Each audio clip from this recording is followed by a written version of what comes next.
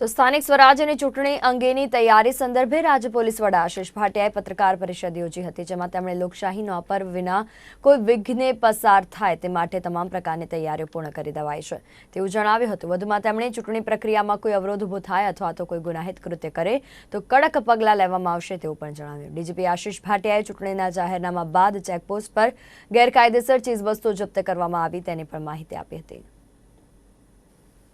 બે બેઠકોની પેટા ચૂંટણી 21મી તારીખના રોજ છે અને મતગણતરી જે છે એ 23 ફેબ્રુઆરીના રોજ થવાની છે અને કુલ 3411 જે મતદાન મથકો છે એના ઉપર મતદાન થવાનો છે અને એની અંદર પોલીસ બંદોબસ્ત જે છે એ ગોઠવી દેવામાં આવેલ છે અને આ શહેરોને જે સ્થાનિક પોલીસ ઉપરાંત બહારથી પણ પોલીસ બંદોબસ્ત આપી દેવામાં આવેલ છે અને કુલ 287 સેક્ટર પોલીસ મોબાઈલ એ ગોઠવવામાં આવેલ છે। દરેક સેક્ટર મોબાઈલની અંદર 7, 8, 10 એ રીતના બૂથ અને બિલ્ડિંગ હોય છે અને 136 જે છે ક્વિક રિસ્પોન્સ ટીમ પણ કાર્યરત કરવામાં આવેલ છે।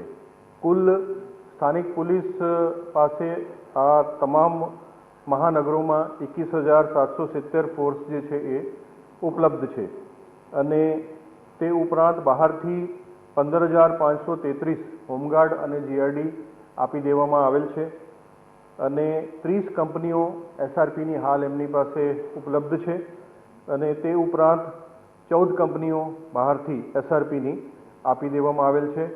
1400 જેટલા ટ્રેની જે લોકરક્ષક અને રિક્રુટ છે એ આપવામાં આવેલ છે।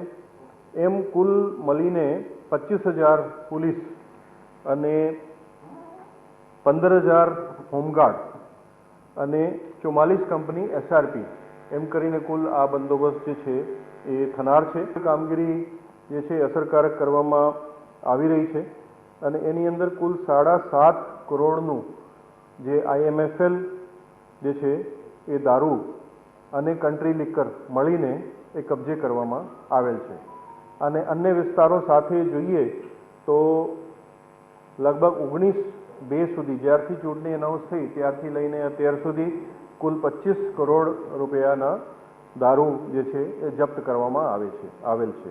અત્યારે અટકાયતી પગલાં લેવામાં આવી રહેલા છે અને અટકાયતી પગલાંમાં કુલ 50,000 જેટલા લોકો ઉપર અટકાયતી પગલાં લેવામાં આવેલ છે। જુદા જુદા પ્રકારના ચેપ્ટર કેસ 107, 109, 110, 151 પ્રમાણે 47,000 જેટલા લોકો ઉપર અટકાયતી પગલાં લેવામાં આવેલ છે। આ કોર્પોરેશનની આપણે વાત કરીએ તો આટલા અટકાયતી પગલાં લેવાયેલ છે।